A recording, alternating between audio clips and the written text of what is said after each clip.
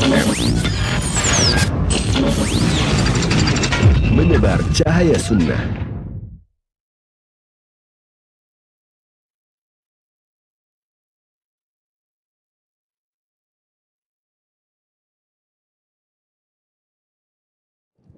Assalamualaikum warahmatullahi wabarakatuh. Alhamdulillah wassalatu wassalamu ala Rasulillah nabiyina Muhammadin wa ala alihi wa ashabihi wa man wala. Asyhadu an la ilaha illallah wahdahu la syarikalah wa asyhadu anna Muhammadan abduhu wa rasuluhu amma ba'du. Ikhwatul Islam a'azzakumullah, sahabat roja dimanapun Anda berada. Alhamdulillah di kesempatan pagi hari ini kita dapat bersua kembali. Semoga Allah Subhanahu wa taala memberkahi kita semua. Dan kita akan ikuti bersama kajian ilmiah yang kami hadirkan secara langsung dari pembahasan rutin di setiap Selasa pagi ini. Pembahasan buku Tarbiyah Jinsiyah, pendidikan seksual untuk anak dan remaja. Dan disampaikan oleh penulisnya langsung, yaitu Al-Ustaz Abu Ihsan Al-Maidani, hafizahullahu ta'ala. Alhamdulillah beliau berkenan kembali meluangkan waktunya untuk kita semua. Dan pembahasan bab yang baru, yaitu anakku sayangi dirimu. Pembahasan yang mungkin sangat menarik untuk kita simak bersama dan bermanfaat. Dan seperti biasa setelah materi yang akan disampaikan oleh Ustaz, bagi Anda yang ingin bertanya, Anda bisa mengirimkan pertanyaan melalui layanan pesan WhatsApp di nomor 0218236543. Langsung saja kita akan simak bersama materi yang akan disampaikan. Kepada Ustaz kami persilahkan. Assalamualaikum warahmatullahi wabarakatuh. Innal hamdalillah nahmaduhu wa nasta'inuhu wa nastaghfiruh wa na'udzu billahi min shururi anfusina wa sayyiati a'malina may yahdihillahu fala mudhillalah wa may yudlil fala hadiyalah. Asyhadu an la ilaha illallah wahdahu la syarikalah wa asyhadu anna Muhammadan abduhu wa rasuluh. Ya ayyuhalladzina amanu ittaqullaha haqqa tuqatih wa la tamutunna illa wa antum muslimun wa ba'du. Para pemirsa, sahabat raja, kaum muslimin dan muslimat yang dimuliakan Allah. Pertama-tama tentunya kita bersyukur pada Allah Subhanahu wa taala yang telah melimpahkan karunia dan nikmatnya kepada kita semua. Terutama pada kesempatan pagi ini kita berada di bulan Ramadan, di hari yang ke-6 kita berpuasa. Mudah-mudahan kita mendapatkan segala kebaikan yang Allah titipkan kepada kita di bulan Ramadan ini. Berikutnya salawat dan salam atas Nabi kita Muhammad sallallahu alaihi wasallam, keluarga beliau, sahabat beliau, dan umat beliau sampai hari kemudian. Para pemirsa, sahabat roja, kaum muslimin dan muslimat yang dimuliakan Allah, kita sampai pada bab lanjutan dari buku Tarbiyah Jinsiyah, yaitu bab anakku sayangi dirimu, yaitu menanamkan satu pemahaman kepada anak bahwa tubuh kita ini adalah amanah. Apalagi kita diberi kesehatan, itu adalah anugerah yang besar dari Allah Subhanahu wa taala. Yang mana kita harus mensyukuri pemberian Allah ini dan menerimanya dengan rasa bahagia. Kita menerima amanah yang sangat agung, yaitu tubuh kita ini. Maka dorong anak untuk menerima dengan senang hati pemberian Allah, yaitu postur tubuh, warna kulit, ataupun rupa wajah yang ia miliki. Ya jangan ada penyesalan ataupun ketidaksukaan terhadap ciptaan Allah Subhanahu wa taala. Karena Allah telah menciptakan manusia dalam sebaik-baik bentuk. Laqad khalaqnal insana fi ahsani taqwim. Surat At-Tin ayat 4. Sesungguhnya kami telah menciptakan manusia dalam bentuk yang sebaik-baiknya. Kita tidak boleh berlaku rasis terhadap orang lain, yaitu mencela dan mengejek tubuhnya, seperti pernah terjadi di zaman Nabi, seorang sahabat Abu Dzar Al-Ghifari merendahkan seorang wanita yang berkulit hitam. ya, seorang yang berkulit hitam karena ibunya adalah seorang yang berkulit hitam. Ya, kemudian Nabi mengatakan ayar tahu bi ummi, apakah engkau mencelanya karena ibunya berkulit hitam? Ya, innaka mru'un fika jahiliyah. Sesungguhnya engkau adalah orang yang masih memelihara ya sifat-sifat kejahiliahan. Ya, karena itu bukan ajaran Islam. Ya, itu ajaran jahiliyah, yaitu merendahkan orang lain karena fisiknya. Ya, karena itu juga ciptaan Allah. Allah menciptakan manusia sebaik-baik bentuk bagaimanapun ya bentuknya. Ya, nah, kita harus ya menghargai dan menghormati manusia, apapun bentuknya, walaupun tidak sama seperti kita. Nah, maka dorong anak untuk bisa menerima itu, apapun yang Allah berikan kepadanya. Dan itu adalah amanah di samping anugerah yang sangat besar. Nah, maka biasakan anak untuk melihat ke bawah, bukan mendongak ke atas. Karena ini akan menumbuhkan dan memupuk rasa syukur ya kepada Allah Subhanahu wa taala atas pemberian yang Allah berikan kepada kita, sehingga tidak menganggap remeh nikmat-nikmat Allah Subhanahu wa taala. Ya, seperti dalam hadis ya riwayat Muslim, Nabi bersabda, "Unzuru ila man asfala minkum wala tanduru ila man huwa fawqakum wa huwa ajdar alla tazdaru ni'matallahi alaikum." Lihatlah orang yang di bawahmu keadaannya, jangan lihat orang yang di atasmu, karena itu lebih baik hingga engkau tidak meremehkan nikmat-nikmat Allah Subhanahu wa taala. Maka katakan kepada anak-anak kita ya, jangan tunggu engkau merasa cantik atau tampan baru kemudian bersyukur. Tapi bersyukurlah, niscaya engkau akan dapati bahwa engkau adalah seorang yang rupawan. Karena sejatinya Allah telah menciptakan kita semua dalam sebaik-baik bentuk, ya. Nah, Allah menciptakan Adam dengan tangannya, dan dari Adamlah kita semua berasal. Jadi Allah yang membentuk rupa manusia pertama, yaitu Adam alaihissalam, dan Allah membentuk rupa manusia di dalam rahim ibu mereka. Maka kita tidak boleh ya merendahkan orang lain karena fisiknya. Ya, maka satu, kita harus mensyukuri nikmat Allah ini, ya, bahwa tubuh ini adalah anugerah, amanah. Kita harus menjaganya. Tidak bisa kita katakan ini kan tubuh saya, badan saya, mata saya, tangan saya, terserah saya mau saya gunakan untuk apa, mau saya apakan. Tidak, semua ada aturannya, ya. Ada aturan-aturan yang berkaitan dengan tubuh. Misalnya kita dalam Islam kita tidak boleh mentato tubuh kita. Lalu kita tidak boleh beralasan, nah itu tubuh saya, suka-suka saya, mau saya buat apa. Nah, dalam Islam ada aturannya. Kita tidak boleh merubah-rubah ciptaan Allah. Ya, mengerik alis, kemudian mengikir gigi, menjarangkan gigi, dan lain sebagainya yang disebutkan di dalam hadis, ya.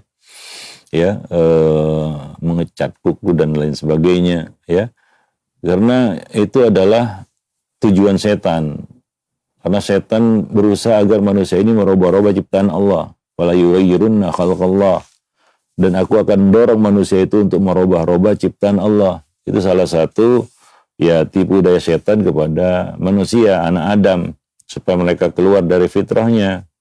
Maka tidak tepat ungkapan ataupun ucapan ya bahwa ini tubuh milik saya. Maka kita tidak boleh melemparkan diri kita kepada kerusakan. Termasuk rusak itu adalah merubah fitrah yang Allah Subhanahu wa taala tanamkan pada diri kita.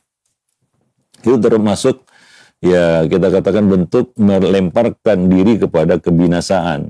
Allah mengatakan wala tulqu bi aidikum ila tahlukah. Jangan kamu lemparkan dirimu kepada kebinasaan, ya. Ya, maka kita tidak boleh memudaratkan diri kita sendiri. La darar wa la dirar. Tidak boleh memudaratkan diri sendiri maupun memudaratkan orang lain. Ya. Sebagaimana kita juga harus menjaga amanah ini dengan baik. Maka menjaga kesehatan tubuh, ya, menjaga fitrah yang Allah ciptakan pada tubuh kita ini, itu termasuk bentuk syukur kita bahwa kita adalah orang yang amanah, ya, atas apa yang Allah berikan kepada kita. Nah, orang yang amanah dan bersyukur, Allah akan tambah nikmat. Ya, ini mungkin berupa kesehatan. Kesehatan itu kan aset yang berharga, nikmat. Ya, mungkin karena kita suka melanggar fitrah kita diuji Allah dengan sakit. Ya, kita sendiri yang menghendaki dan memilih kita untuk sakit. Karena kita keluar dari apa yang Allah perintahkan, ya, maka jagalah kesehatan kita. Jagalah amanah Allah Subhanahu wa taala, yaitu tubuh ini, perlakukan sebagaimana yang Allah perintahkan. Misalnya kaum laki-laki, Allah tumbuhkan jenggot, maka lakukan apa yang Allah anjurkan tentang jenggot misalnya. Misalnya ya Nabi mengatakan uful liha, ya peliharalah jenggot. Itu salah satu bentuk amanah. Ya, kita memperlakukannya seperti yang Allah inginkan. Ya, tidak bisa kita katakan ini wajah-wajahku, jenggot juga jenggotku, kemudian saya ingin cukur. Ya, tidak bisa kita katakan seperti itu, ya. Karena kita ini ciptaan Allah. Ya, maka ada sesuatu yang Allah kehendaki dari apa yang diciptakannya. Maka manusia berkewajiban untuk menjaga amanah itu dengan sebaik-baiknya. Ya, nah demikian. Dan anak harus diberi pengertian seperti ini, ya, sehingga dia betul-betul mensyukuri apa yang Allah berikan kepada dirinya. Ya, nah termasuk juga menumbuhkan kesadaran bahwa kita itu harus menjaga fitrah. Fitrah sebagai laki-laki, ya, fitrah sebagai perempuan, ya. Mulai dari hal-hal yang berkaitan dengan fisik, jasmani. Nanti ada babnya juga bagaimana kita menjaga amanah, ya, berupa sisi ataupun bentuk lain dari diri kita, yaitu rohani kita, ya, sifat dan karakter. Itu juga harus dijaga tentunya, ya. Tapi di sini kita bicara ya fisik dan jasmani dulu. Bahwa itu juga amanah yang harus kita emban, ya. Nah, demikian. Nah, Allah Maha Indah dan menyukai keindahan. Dalam hadis Nabi mengatakan innallaha jamil yuhibbul jamal. Sesungguhnya Allah itu Maha Indah dan menciptakan manusia seindah-indah bentuk, ya, sebaik-baik bentuk, dan Allah menyukai keindahan itu. Maka fisik yang sempurna adalah anugerah dan nikmat dari Allah. Biasakan anak untuk selalu menjaga nikmat tersebut. Bagaimana cara menjaganya? Tentu dengan melakukan apa-apa yang Allah perintahkan. Karena apa yang Allah perintahkan itu pasti bermanfaat. Dan menjauhi apa-apa yang dilarang. Karena setiap perkara yang dilarang itu akan membawa mudarat. Baik itu kita ketahui maupun tidak. Ya, nah, maka lakukan usaha yang terbaik, yang seperti yang Allah perintahkan dan yang dicontohkan oleh Nabi kita Muhammad sallallahu alaihi wasallam. Karena beliau diutus salah satunya adalah sebagai teladan, ya. Laqad kana lakum fi Rasulillah uswatun hasanah. Bagaimana Nabi menjalani kehidupan, bagaimana Nabi menjaga kesehatan misalnya. Bagaimana Nabi menjaga tubuh. Ya, sebagai contoh, ini sebagai contoh. Ada sabda Nabi yang berbunyi, "Man kana lahu sya'r falyukrimhu." Barang siapa yang memelihara rambut, ya, dalam Islam kita boleh memelihara rambut, ya. Kalau nggak mau kita pendekkan atau kita botak, gundul, boleh nggak? Ya boleh. Nggak terlarang, ya. Cuma Nabi mengingatkan di sini bagi yang memelihara rambut, falyukrimhu, hendaklah dia memuliakannya. Artinya apa? Dia menjaganya. Ya, maka Nabi meminyaki rambut beliau, ya. Nah, menjaga kebersihannya, kerapiannya, ya, bukan ya apa namanya kita katakan aut-autan, ya, kotor, bau, ya. Ini tidak amanah. Kalau dia mau memelihara rambut, maka ya dia harus memuliakannya. Nah, begitu. Ini salah satu contoh, ya, bagaimana kita ya memperlakukan badan kita. Ya, memperlakukan badan kita. Maka dalam Islam ada misalnya, ya, perintah untuk memotong kuku, ya, mencukur bulu kemaluan. Itu termasuk sananul fitrah, ya, bulu-bulu yang ada di tubuh bagaimana cara memperlakukannya. Mulai bulu ketiak, mencabut bulu ketiak, ya, memotong kumis, ya, memelihara jenggot. Dipelihara, ya, bukan dibiarkan hingga nggak karuan, ya. Kemudian memuliakan rambut seperti hadis yang kita sebutkan tadi, ya. Nah, ini perlakuan seorang manusia, seorang hamba kepada dirinya. Nah, ini juga harus ditanamkan kepada anak-anak, ya, dilatih, ya, bahwa kita punya kewajiban untuk menjaga amanah Allah ini dengan sebaik-baiknya, ya. Maka dia misalnya dia menjaga kebersihan tubuh.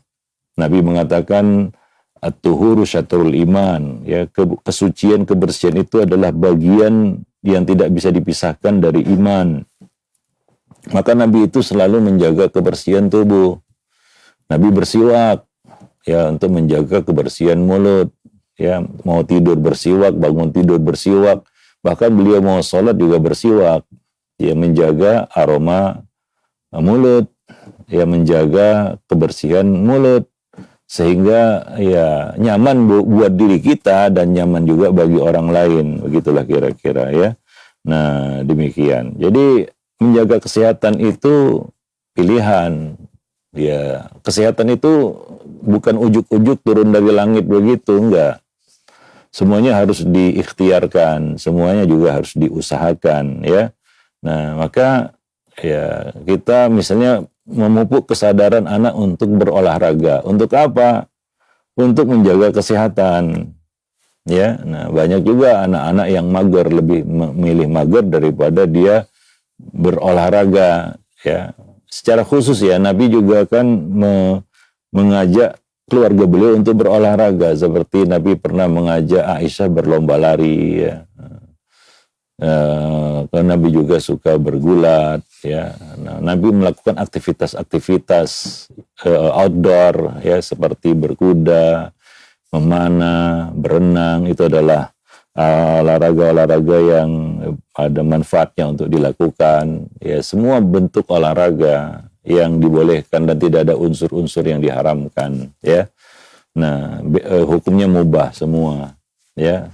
Asalkan tidak ada faktor-faktor yang melanggar syariat seperti buka aurat, judi, ya, dan lain-lain sebagainya, atau yang, ya, jelas-jelas membahayakan seperti olahraga-olahraga ekstrim yang memang risikonya terlalu tinggi, ya. Nah, tapi yang lainnya itu silahkan berolahraga. Tujuannya apa?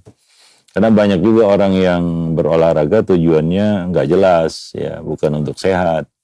Tapi ada juga yang olahraga untuk cari penyakit, ya. Nah, kayak ini harus ditanamkan dari kecil, ya, kesadaran untuk menjaga kesehatan, ya. Mulai dari menjaga kebersihan, makan yang baik-baik, yang halalan thayyiban, kemudian berolahraga yang teratur, kemudian istirahat yang cukup. Itu semua adalah elemen-elemen kesehatan, ya, hal-hal yang membawa kepada satu titik yang namanya sehat. Jadi sehat itu bukan satu faktor aja, ya. Oh, rajin makan herbal, tapi sisi yang lainnya kita tidak jaga, sama aja. Nabi melakukan semuanya, ya. Nabi melakukan semuanya. Nabi menjaga kebersihan. Itu juga faktor yang menentukan untuk sehat.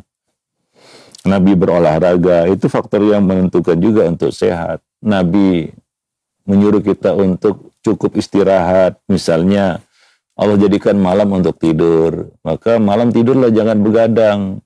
Ya, sebanyak apapun herbal kita telan, tapi kalau kita hal-hal lain, faktor-faktor lain tidak kita jaga, kita tidak jaga kebersihan, kita tidak mau berolahraga, makanannya nggak baik, ya, kemudian istirahatnya juga nggak cukup, dari mana datangnya sehat? Ya, maka Nabi anjurkan kita misalnya, contohnya ini, yaitu tidur siang. Memang kelihatannya sepele, ya, tidur siang itu, tapi luar biasa pengaruhnya bagi kesehatan tubuh. Tidak lama-lama, mungkin cukup 1/4 jam atau 15 menit. tapi pengaruhnya terhadap kesehatan manusia luar biasa. Jadi kesehat itu adalah kumpulan ya dari perkara-perkara tersebut, bukan hanya ditentukan dari satu faktor saja. Ya, nah ada banyak faktor di sini. Ya belum lagi kita bicara faktor ya yang tidak terlihat mata, faktor rohani misalnya, ya ketenangan hati dengan zikir, ya ibadah, ya hubungan manusia secara vertikal dengan Tuhannya, dengan Allah Subhanahu wa taala. Itu faktor-faktor yang mendatangkan kesehatan juga. Ya, nah kita sini fokus yang fisik dulu ya jasmani secara jasmani dulu ya. Nah, demikian. Itu hal-hal yang perlu kita perhatikan ya untuk mendapatkan kesehatan tubuh. Ya, jadi bukan hanya satu faktor saja. Oh, saya sudah rajin berbekam, tapi yang lainnya nggak diperhatikan. Kebersihan nggak diperhatikan, makanan juga asal makan, ya olahraga nggak mau alias suka mager, ya istirahat nggak cukup, suka begadang, nggak ada tujuan, ya tidur nggak teratur, pagi malah tidur, sore tidur. Ya siang gentayangan, nggak mau tidur siang, malam begadang. Gimana datangnya sehat walaupun kita rutin berbekam tiap bulan. Jadi ini kombinasi dari semua itu, dan itu semua dilakukan Nabi. Hingga banyak orang yang salah paham tentang sehat. Ya dia pikir cukup, wah ini saya mau tibun nabawi herbal, saya tekan herbal tiap hari. Ya habas sauda tiap hari ya. Tapi kalau faktor-faktor lainnya diabaikan ya sama aja, jangan salahkan habatus sodanya nanti ya. Seperti hadis ya, ada seorang yang sakit perutnya datang kepada Nabi, ya Rasulullah saudara saya sakit perut ini, maka Nabi mengatakan kasih madu.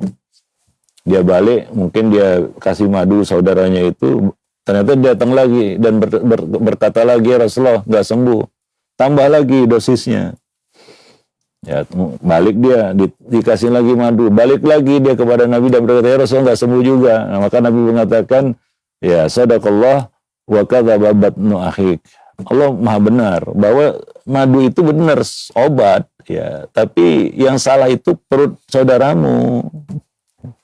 Ya artinya mungkin penyakitnya sudah kronis. Yang kedua, dia tidak memperhatikan faktor-faktor lain yang mendukung sehat. Jadi nggak satu poin aja. Maka Nabi mengajarkan kita sehat itu pola hidup, bukan hanya satu poin aja. Coba lihat peri kehidupan Nabi Sallallahu Alaihi Wasallam, ya. Nah, hingga dikabarkan ya disifatkan bahwa Nabi itu ya adalah sosok jasmani yang ideal gitu ya. Misalnya perut beliau six pack kalau ukuran orang sekarang, seperti batu bata bersusun. Langkah beliau tegap, nggak seperti orang loyo kan begitu ya, jalan seperti mendaki begitulah ya. Jadi ya Nabi memiliki pola hidup yang sehat, mulai dari makanan ya, kemudian pola istirahatnya, makanannya, kemudian olah geraknya atau olahraganya ya, kebersihannya. Itu semua berkumpul begitu ya. Nah, maka Nabi contohnya ini ya, Nabi menyuruh kita untuk bersih-bersih. Dalam hadis Nabi mengatakan, ya tahiru afniyatakum, fa innal yahud la yutahiru afniyatahum. Bersihkan pekarangan kalian, karena orang-orang Yahudi enggak membersihkan pekarangannya. Ini masalah pekarangan yang bersih. Lingkungan yang bersih, itu faktor yang menentukan juga. Ya kalau kita tinggal di lingkungan yang kotor, ya itu pasti banyak penyakitnya. Ya, nah karena bersih itu pangkal sehat ya, seperti yang kita dengar dari kecil itu, ya kata-kata mutiara itu ya. Nah, Nabi mengajarkan seperti itu. Kalaulah pekarangan bersih, bagaimana dalamnya ya? Nah, ya tentunya akan lebih bersih lagi daripada pekarangannya ya. Maka kalau kita mau lihat rumah seseorang, lihat toiletnya gitu, lihat dapurnya bersih atau enggak, itu gambarannya itu.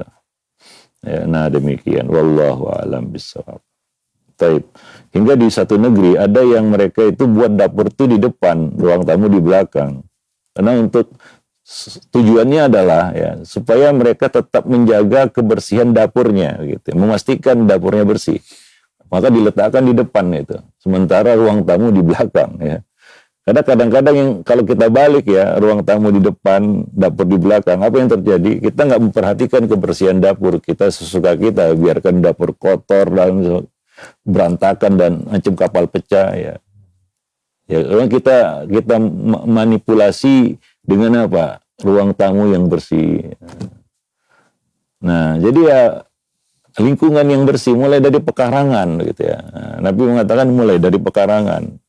Ya, bagaimana apa pandangan kita datang ke sebuah rumah misalnya ya.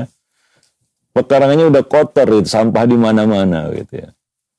Sampah berserakan di mana-mana. Ya. Lalu gimana dalamannya gitu ya. Mungkin lebih berantakan lagi mungkin ya. Nah, Allahu a'lam bishawab. Ini salah satu contoh. Jadi yang namanya sehat itu adalah kombinasi dari semua poin itu ya. Nah, jadi di sini banyak orang yang salah paham mau sehat tapi hanya fokus pada satu aja. Yang lainnya nggak diperhatikan.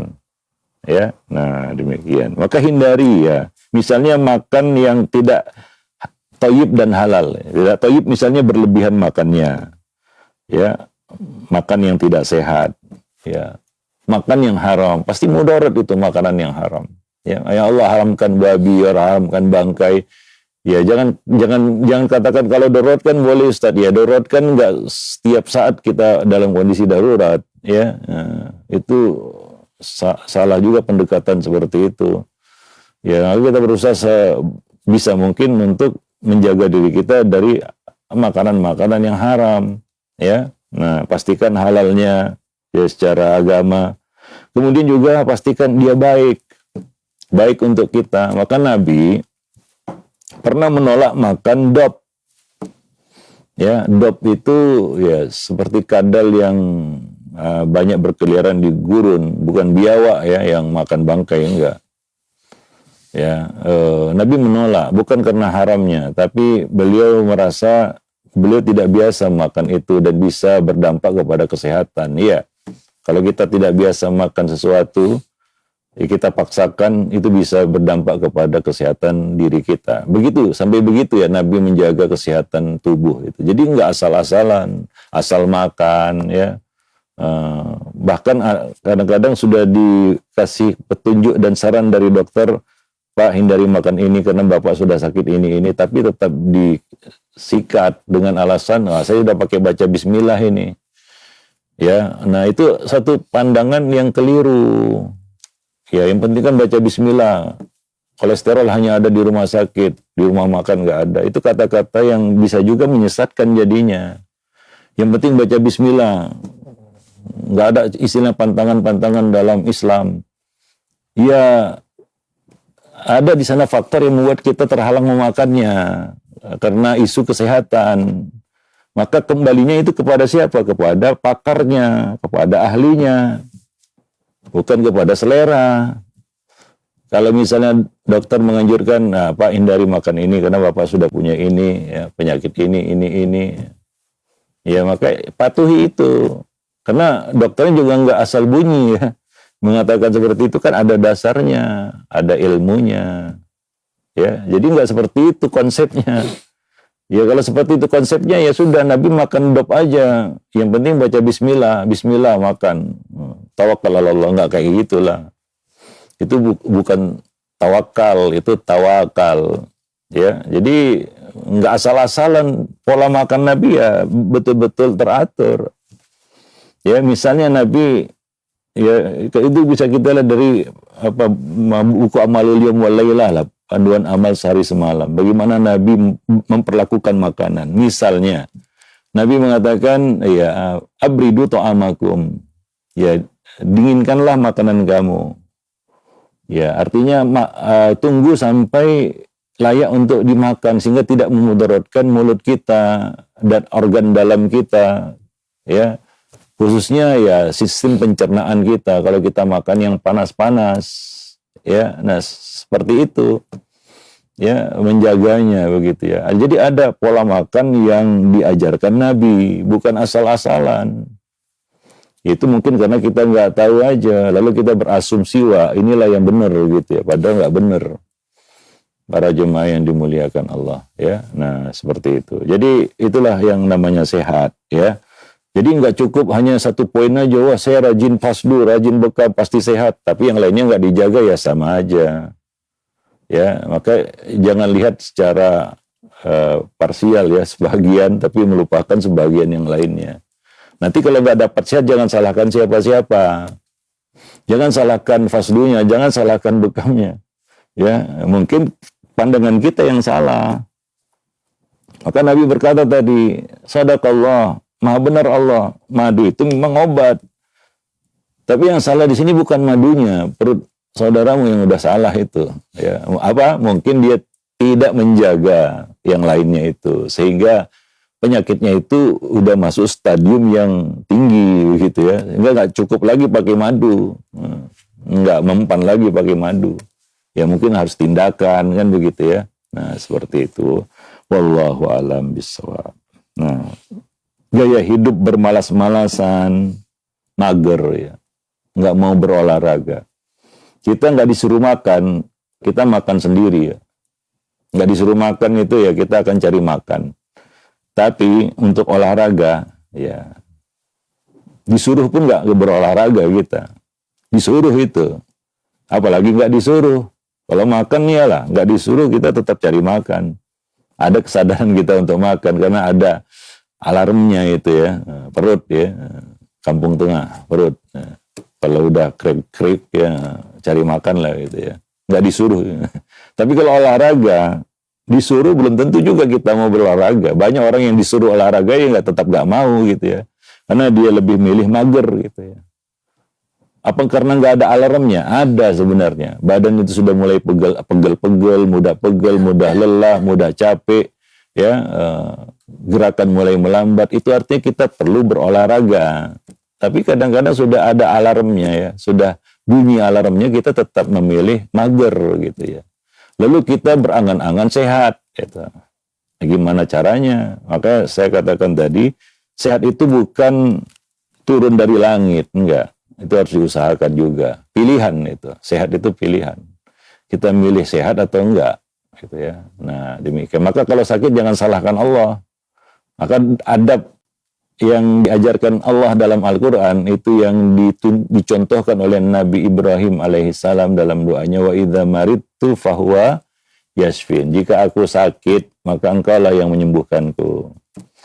Nggak boleh kita katakan, ya Allah, engkau telah membuatku sakit, maka sembuhkanlah aku. Ya, tapi adabnya apa? Jika aku sakit, artinya apa?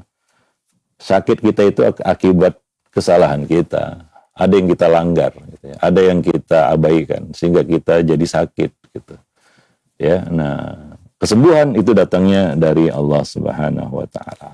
Ya, nah maka Muslim kan bukanlah orang yang malas, ya. Bukan orang yang malas, ya. Apa namanya kita katakan motivasinya di dalam Al-Quran, faida faragta fansab. Jika kalau kamu sudah selesai dari satu aktivitas, coba cari aktivitas yang lainnya. Ya, nah sehingga hidup mukmin itu, Muslim itu akan bermakna karena dia berpindah dari satu aktivitas ke aktivitas lainnya. Ya, nah demikian. Ada waktu istirahat, ada waktu beraktivitas, ada. Ya, nah demikian. Ya, bukan menghabiskan waktu seharian untuk tidur, bermalas-malasan. Ya, maka mukmin itu bukan orang yang malas. Maka Nabi mengajarkan kita doa pagi dan petang, berlindung dari kemalasan. A'udzubika minal kasal wa su'il kibar. Ya, ya Allah, aku berlindung, itu doa pagi dan petang ya. Ya Allah, aku berlindung kepadamu dari penyakit malas dan dari masa tua yang buruk. Ada dua hal di situ dalam doa itu, yaitu pertama malas, yang kita harus berlindung darinya. Yang pertama malas, yang kedua masa tua yang buruk. Ada kaitannya antara keduanya ini. Orang yang memilih malas, maka silakan dia tunggu masa tua yang buruk. Ya, itu akibat dari kemalasannya. Ya, maka kita berlindung dari kedua-duanya, malas dan masa tua yang buruk. Siapa yang tidak malas, mudah-mudahan dia tidak akan dapat masa tua yang buruk. Ya, nah demikian. Wallahu alam bissawab. Baik. Ya, nah gaya hidup bermalas-malasan atau begadang tanpa alasan yang dibenarkan, ya. Nah, itu bukan pola hidup seorang muslim, suka begadang, ya. Nah, ini hal-hal yang perlu kita latih anak untuk bisa menjalani pola hidup yang benar, ya. Nah, dalam rangka untuk mensyukuri nikmat sehat, ya, dan ikhtiarnya untuk mendapatkan sehat. Walaupun anak-anak kan ya karena semuanya masih oke, ya, nggak sakit dia, ya, jarang sakit, mungkin sakit-sakit ringan lah. Ya, belum ada kolesterol, gula darah, macam-macam sebagainya, penyumbatan itu belum ada anak-anak, ya, masih semua masih oke, ya, organ-organ tubuhnya masih. Tapi ini adalah kebiasaan yang harus dibiasakan dari kecil, alah bisa karena biasa, ya, menjalani pola hidup yang sehat.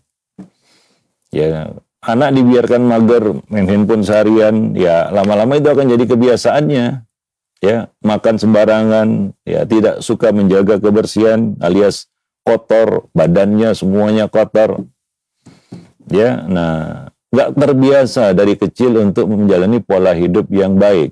Ya, itu akan terbawa sampai dewasa. Mungkin dia akan sesali nanti setelah dia mungkin udah dewasa, bahkan sudah tua, ya. Seperti mungkin banyak dari kita tinggal menyesali kenapa dulu saya tidak menjalani pola hidup yang baik, kan begitu, ya. Sekarang baru muncul sakit sana sakit sini, begitu, ya. Nah, demikian, wallahu a'lam bishawab. Nah, kemudian juga masalah istirahat, ya. Nah, Allah jadikan malam itu untuk istirahat, ya. Nah, demikian, wallahu a'lam bishawab.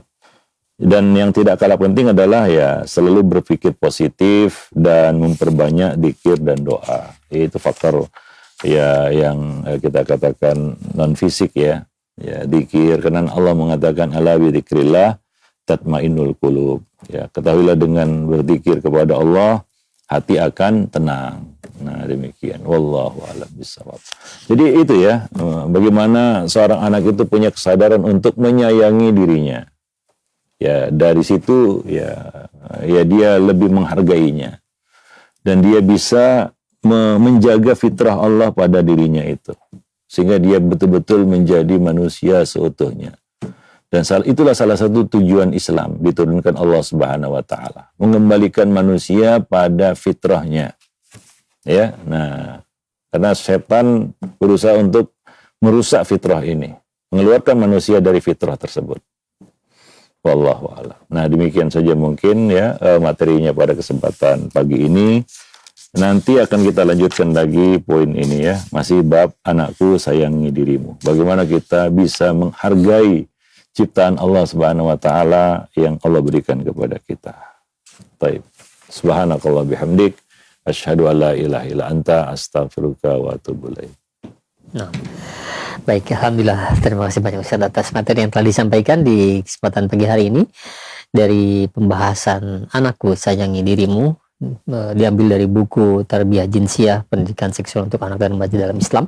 Mudah-mudahan jadi ilmu yang bermanfaat untuk kita semua. Dan untuk selanjutnya kami buka sesi interaktif, sesi tanya jawab. Bagi Anda yang ingin bertanya perihal pembahasan ini, silahkan bisa mengirimkan pertanyaannya melalui layanan pesan WhatsApp di nomor 021-823-6543. Nah, yang pertama kami ajukan pertanyaan Ustaz. Assalamualaikum warahmatullahi wabarakatuh.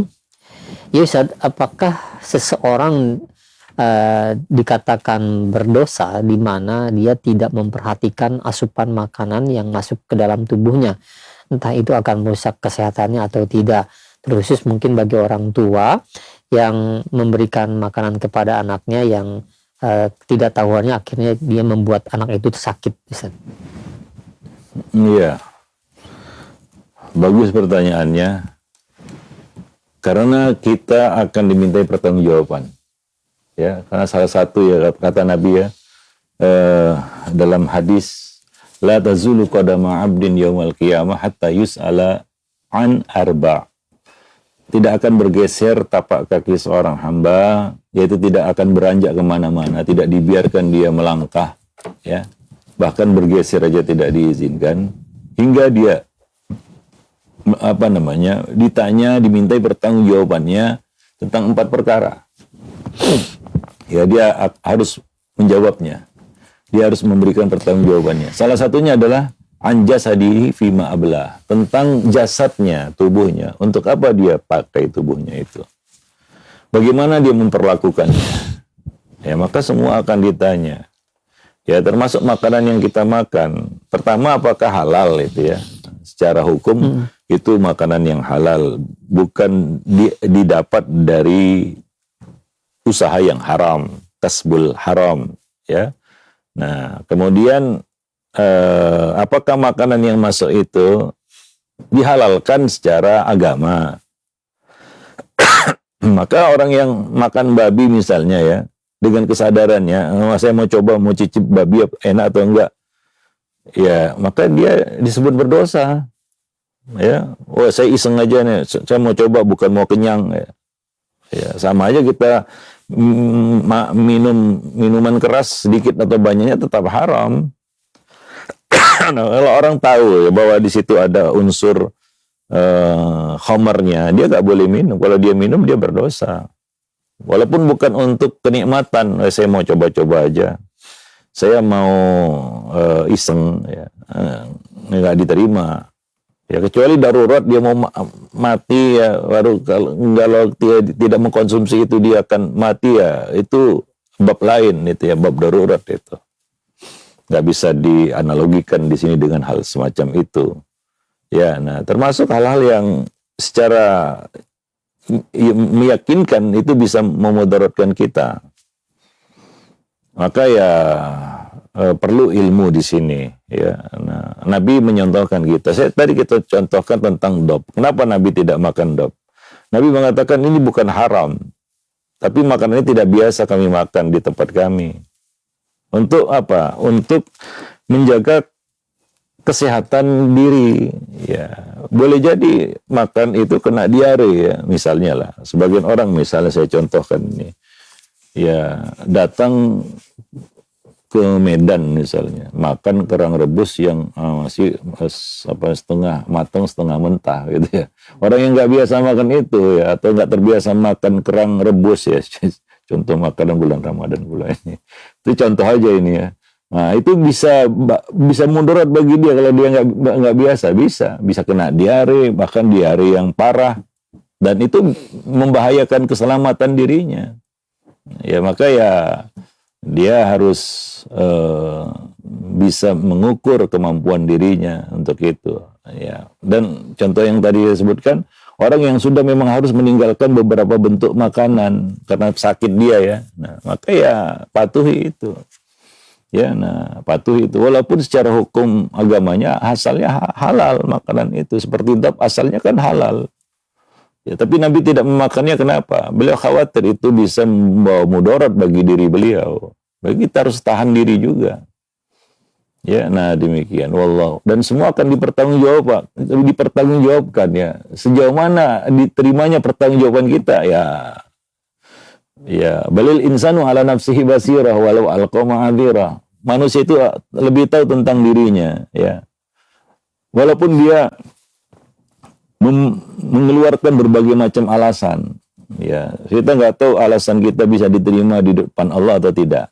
Maka ya pastikan itu kita tidak berbuat yang sia-sia, kita tidak melakukan hal yang buruk-buruk, ya, ya, apalagi ini amanah, ya. Nah, ya, masing-masing orang tahu tentang dirinya, ya. Nah, seperti itu. Wallahu a'lam bishawab. Ya, kalau misalnya ya, ini saya nggak bisa makan yang ini nih, karena mungkin bisa membahayakan diri saya.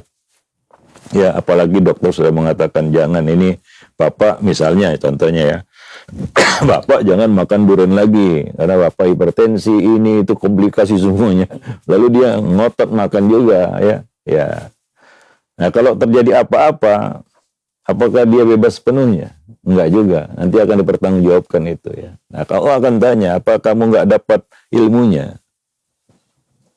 Kalau dia betul-betul nggak tahu mungkin lah ya. Kalau dia tahu ada orang yang berilmu, dalam hal ini dokter yang sudah memberikan pengarahan kepadanya tapi dia tidak indahkan juga, ya hitung-hitung sendirilah ya, kira-kira nanti bisa nggak melewati pertanggungjawaban itu pada hari kiamat, begitu ya. Kalau nggak bisa kita ngotot mengatakan, durian kan halal, ya ini kan halal, itu kan halal. Nggak kayak gitu cara pandangnya ya. Wallahu a'lam bishawab. Nah, berarti selain kita harus paham ilmu agama, juga harus paham mengenai ilmu ini saja, terutama orang tua untuk memberikan makanan kepada anak-anaknya yang bermanfaat. Yang bermanfaat. Ya, gitu. Nah, dari makanan-makanan yang bisa membawa mudarat. Kan kita sekarang, apalagi hari ini ya, banyak literatur yang bisa kita baca. Ya, oh ini makanan junk food misalnya nggak baik untuk anak-anak ya, dan ya kebijakan kita lah sebagai orang tua untuk menjauhkan anak dari hal yang mudarat, kan begitu ya. Nah, itu pilihan. Makanya kita katakan sehat itu pilihan, bukan turun dari langit begitu ya. Lalu kita sembarangan sesuka-suka begitu ya, enggak. Ya, enggak cukup dengan modal doa saja ya. Ya. Seperti rezeki yang lain, sehat itu sama seperti rezeki yang lainnya. Nah, seperti itu. Wallahu a'lam bishawab. Iya, baik. Alhamdulillah, terima kasih banyak atas jawaban untuk Ustaz, dan mudah-mudahan ini menjadi bermanfaat juga untuk yang lainnya. Selanjutnya ada pertanyaan kembali kami ajukan.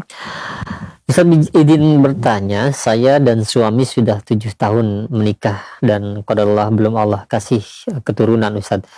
Saya sudah banyak untuk program hamil ini kesana kemari, namun qadarullah belum berhasil juga. Bagaimana untuk terus meyakinkan hati agar bisa berprasangka baik terus kepada Allah kalau ini takdir yang terbaik untuk saya saat ini, karena di lingkungan saya tinggal sudah mempunyai anak semua, Ustadz, sedangkan cuma dan hanya saya saja yang belum. Kadang saya merasa minder dan down, bahkan pernah menyalahkan diri sendiri juga. Mohon nasihat, Ustadz. Iya, ini salah satu ujian yang Allah berikan kepada manusia. Itu memang berat, ya. Salah satu ujian itu, bahkan bisa dikatakan ujian yang berat itu. Karena termasuk salah satu ujian yang Allah berikan kepada para nabi dan rasul ya. Allah ceritakan di dalam Al-Quran ya tentang 2 nabi, salah satunya adalah Nabi Ibrahim, kemudian Nabi Zakaria, yang Allah uji juga tidak punya keturunan sampai usia mungkin sudah senja atau sudah tua ya. Tapi mereka tetap berdoa. Nabi Ibrahim berdoa, Rabbi habli minas salihin. Akhirnya Allah berikan Ismail.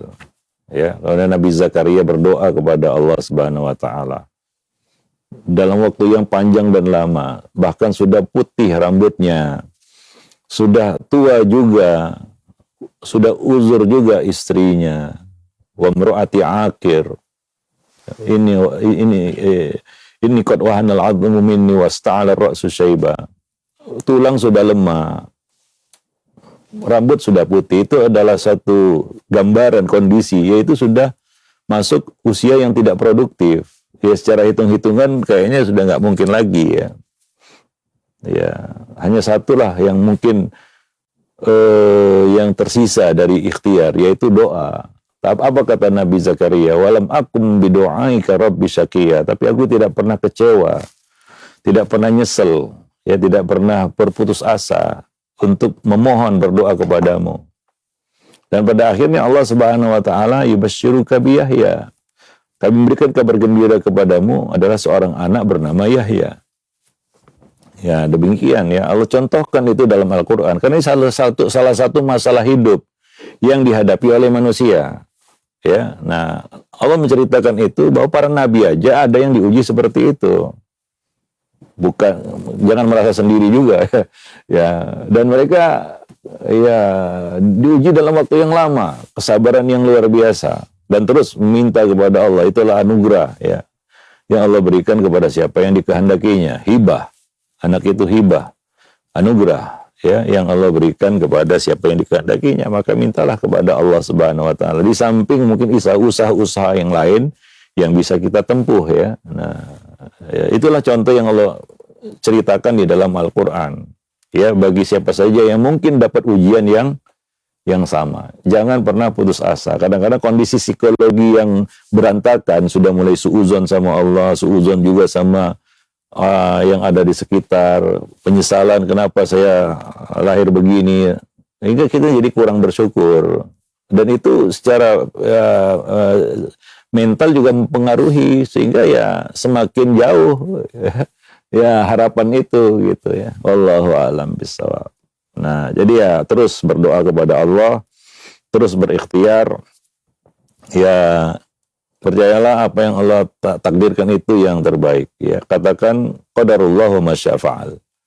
Ya, jangan katakan seandainya, itu akan sangat menyesakkan hati kita. Ya, nah itu pintu masuk bagi syaitan.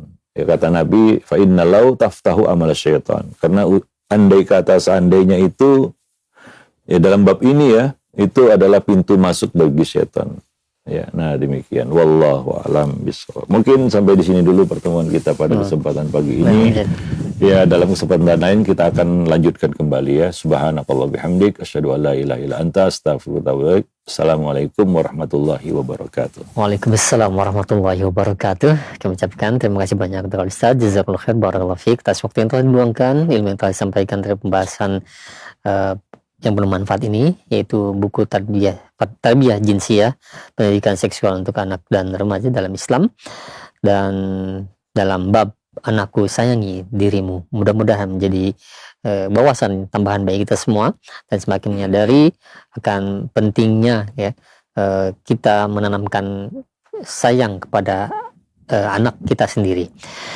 Baik, jazakumullah khairan, barakallahu fiikum kepada antum semua yang sudah menyimak acara kami di kesempatan hari ini. Ada beberapa pertanyaan yang belum sempat kami ajukan yang sesuai dengan bahasan kita, ya insyaallah mudah-mudahan di kesempatan yang akan datang kita dapat mengajukannya. Demikian kami undur diri, mohon maaf apabila ada kesalahan. Assalamualaikum warahmatullahi wabarakatuh.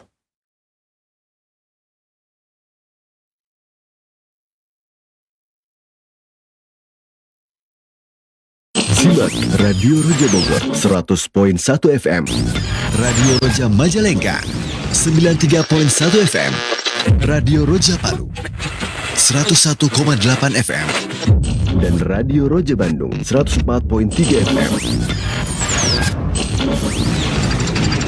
Menebar cahaya sunnah.